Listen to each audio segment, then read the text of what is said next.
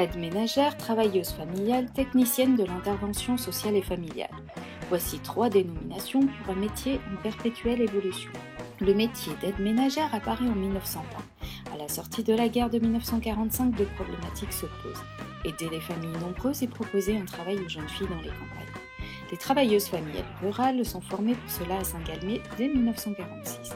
Plusieurs associations laïques voient le jour à cette époque dans le but d'aider les familles nombreuses. Le décret de 1974 officialise le métier et place les travailleuses familiales au rang des travailleurs sociaux. En 1999, la formation est réformée et le diplôme de TISF devient d'État.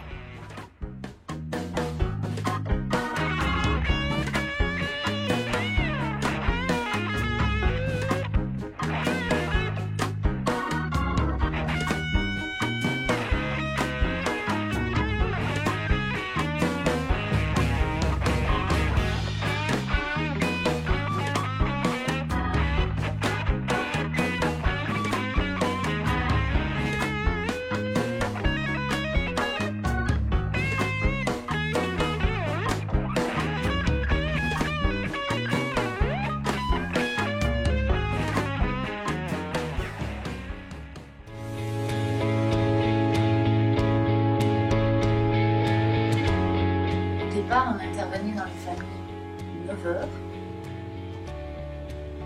On prenait nos repas dans les familles. On faisait tout ce qu'une maman faisait journellement pour la famille, ses enfants. Des choses du quotidien. Voilà. Le ménage, le repassage, voilà, le raccommodage.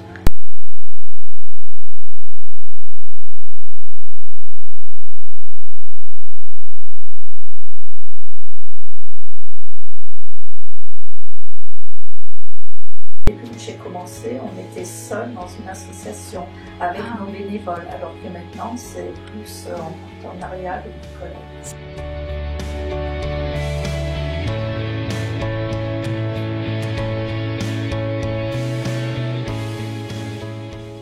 Je m'appelle Marion Tiercelet, je suis TISF depuis juin 2015 sur la DMR du Bugey-Colombier. On intervient sur des visites médiatisées, soit à domicile, soit en lieu neutre. On intervient pour de la protection de l'enfance et dans le cadre de la CAF pour aider les familles dans les gestes de la vie quotidienne sur des moments précis de leur vie. Bonjour, Véronique Butillon, TISF à la DMR depuis 2006 et embauchée en 2002 en tant qu'AVS.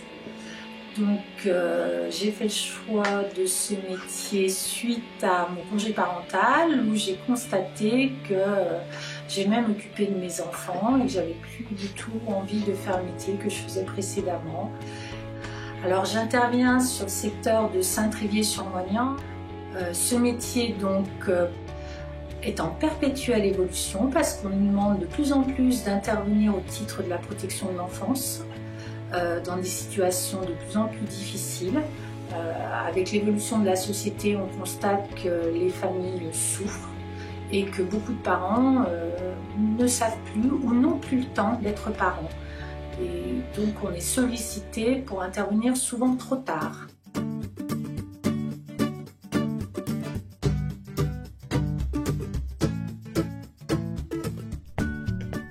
Moi je suis sur l'action collective de Lagneux, donc l'action collective cuisine, où en règle générale il y a à peu près 15 participants.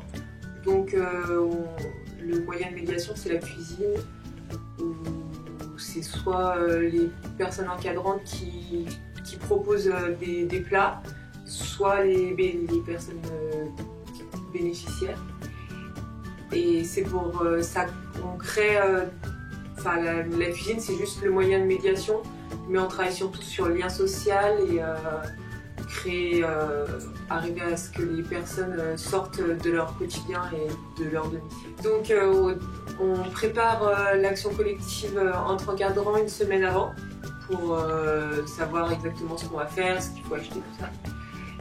Et le jour de l'action collective, on a une demi-heure d'accueil autour d'un café ou pour discuter de ce qui s'est passé pendant le mois qui vient de s'écouler. Après, la matinée, on prépare tous ensemble les plats. Donc souvent il y a une personne plus ou moins référente qui apprenne à d'autres, mais c'est pas toujours les encadrants, ça peut être aussi les personnes bénéficiaires qui ont proposé des plats. Et après, sur le temps de midi, tout le monde mange ensemble. Les actions collectives, oui. Alors c'est un temps de notre travail qui devrait se développer, c'est souhaitable. Ça permet d'agir auprès d'un plus grand public et d'apporter davantage en une seule fois. Donc sur Montmerle, on a l'atelier cuisine qui permet d'optimiser les colis de la Croix-Rouge qui sont distribués par la Croix-Rouge. Donc on est en trinôme ou un groupe de partenaires qui travaillent ensemble à l'animation de ces ateliers.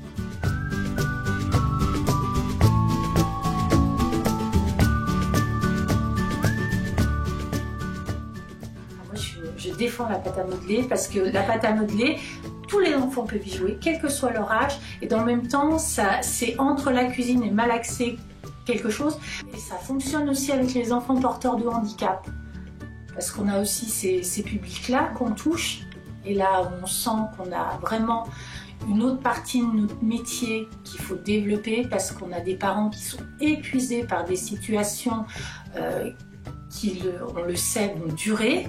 Et ces parents, ils ont besoin d'un soutien énorme et c'est très peu pris en compte. Parce qu'ils ont une fatigabilité qui est importante parce que c'est du 24 heures sur 24. Et les temps de pause qu'on leur autorise finalement, et le fait de savoir que leur enfant sera bien pris en charge, ça les rassure énormément. Ils s'autorisent à faire des choses qu'ils ne faisaient plus, que ce soit avec leurs autres enfants ou pour eux-mêmes. Et du coup, ça leur permet d'être des parents plus disponible au retour.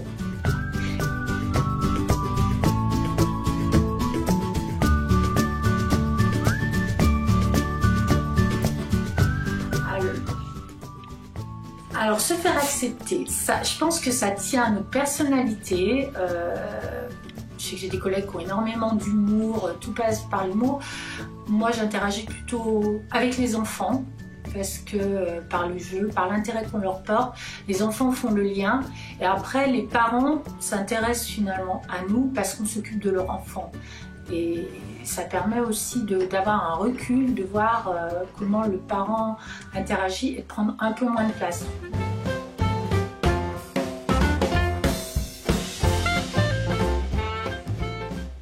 Avoir suffisamment d'empathie pour toutes les personnes qu'on puisse rencontrer. Qu'elles aient fait de la prison, qu'elles aient abandonné leurs enfants, voilà, il faut avoir une capacité à aimer les autres très très large. Et pas de jugement.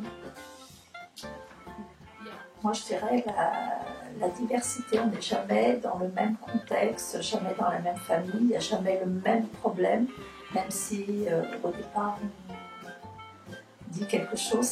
Chaque famille est différente, donc on ne refait jamais la même chose. Au départ, c'était le fait d'aider, de dire je vais chez des personnes pour aider. C'était apporter un soulagement, je ne sais pas, à ces personnes.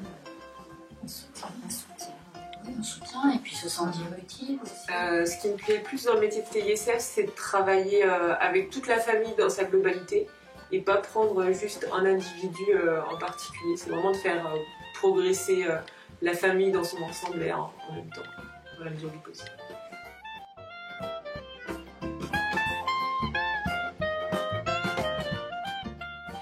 Les difficultés, c'est quand leur protection de l'enfance, les familles, en fait, c'est souvent pas elles qui font la demande, c'est une obligation du juge et du coup c'est pas facile de se faire intégrer dans la famille parce que souvent les parents ils n'ont pas spécialement envie de travailler avec nous et les enfants non plus et du coup c'est arrivé à se faire accepter dans la famille.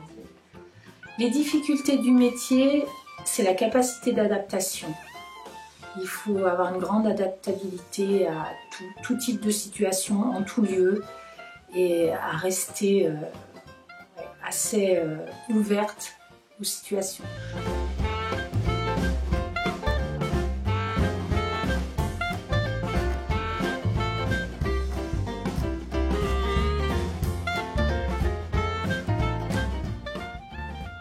À l'âge de 40 ans, je me suis réorientée professionnellement pour arriver donc au centre de formation de l'ADMR situé à Saint-Jean-Bonnefonds.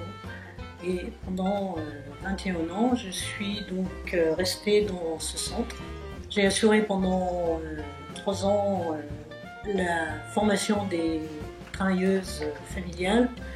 Ce qu'on peut dire, ce qui caractérise donc la formation, c'est qu'elle prépare donc les professionnels à intervenir dans des situations plus ou moins complexes que rencontrent les familles.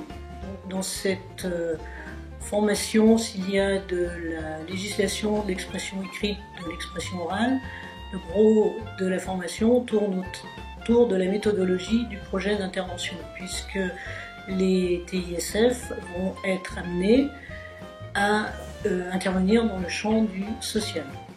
On a la chance d'avoir des formations très intéressantes et qui nous aident beaucoup. C'est un vrai support dans notre travail.